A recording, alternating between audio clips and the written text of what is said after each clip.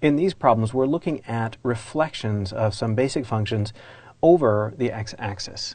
So what this means is that, well, the basic function for y equals x squared is going to look like that. If you put a negative sign in front of the x, so y equals negative x squared, what that does is it flips it upside down. So vertex at that same point at the origin and just flipped upside down.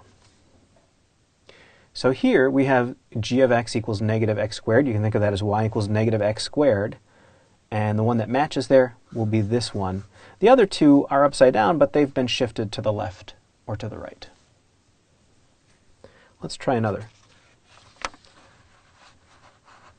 All right, so here we have the negative absolute value of x. And just like with the quadratic, the absolute value of x looks like that. The negative absolute value of x is going to be flipped upside down, so reflected over the x-axis.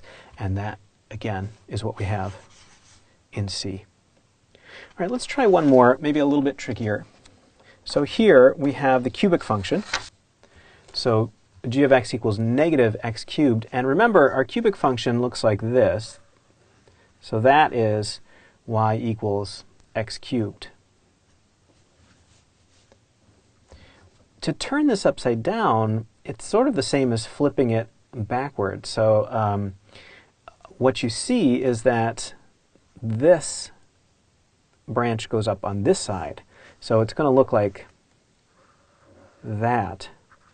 So it's sort of the mirror image both ways, up and down and left and right. And the key thing to remember is that the very middle of this thing is still going to go through the origin with just the negative. So looks like our correct answer here is A. And that's a little bit of work with reflections over the x-axis.